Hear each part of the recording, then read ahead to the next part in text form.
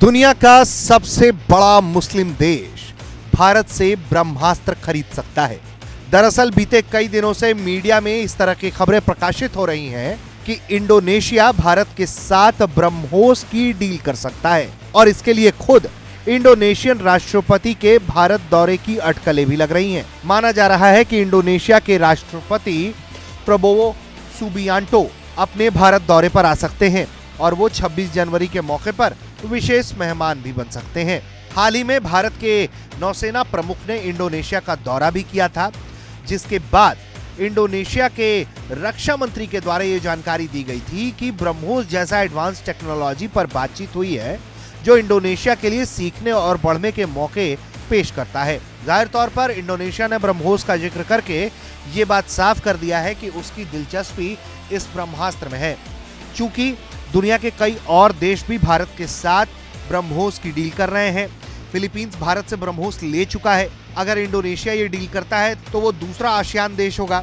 भारत और फिलीपींस के बीच जनवरी 2022 में $375 मिलियन का एक सौदा हो चुका है। इसके अलावा वियतनाम से भी भारत की ब्रह्मोस पर बातचीत जारी है जो तकरीबन $700 मिलियन का सौदा हो सकता है। और अब अगर इंडोनेशिया ने भी भारत से ब्रह्मोस की डील को फाइनल किया तो भारत के इस ब्रह्मास्त्र की पूरी दुनिया में धाक बढ़ जाएगी।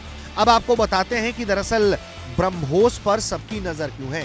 दरअसल ये युद्ध क्षेत्र में ब्रह्मास्त्र साबित हो सकता है। भारत की ये पहली ऐसी क्रूज मिसाइल है जिसका इस्तेमाल भारत की तीनों सेनाएं करती है। इसके इतने वेरिएंट्स मौजूद हैं जिसका किसी भी रूप से इस्तेमाल किया जा सकता है। इसकी रेंज और सटीकता के हिसाब से उनकी मारक क्षमता होती है। आपको बताएं कि सुखोई 30 MKI भारतीय वायुसेना के सबसे खतरनाक फाइटर जेट्स में से एक है और ये विमान आवाज से दोगुनी गति में उड़ता है, यानी 2120 किलोमीटर प्रति घंटे की रफ्तार से। 3000 किलोमीटर इसकी रेंज है। अब अगर इस विमान में भारत के इस ब्रह्मास्त्र यानी कि ब्रह्मोस मिसाइल के नए एयर लॉन्च वर्जन को दागा जाए तो दुश्मन की धज्जियां उड़ जाती हैं। इसी तरीके से भारतीय वायुसेना के अलावा भारतीय सेना भी ब्रह्मोस का इस्तेमाल करती है। इसके अलावा भारतीय नौसेना भी अपने अलग अलग जहाजों से इसे दागने का काम करती है। भारतीय वायुसेना की ब्रह्मोस मिसाइलों की रेंज 500 किलोमीटर है। इसके अलावा सेना और नौसेना को भी मिले ब्रह्मोस के अलग अलग वेरिएंट्स की अलग अलग रेंज है। ये मिसाइल इसलिए ज्यादा घातक है क्योंकि ये हवा में रास्ता बदलने में सक्षम है और ये चलते फिरते टारगेट को बर्बाद कर देता है। ये 10 मीटर की ऊंचाई पर उड़ान भरने में सक्षम है, यानी दुश्मन के रडार इसे देख नहीं सकते।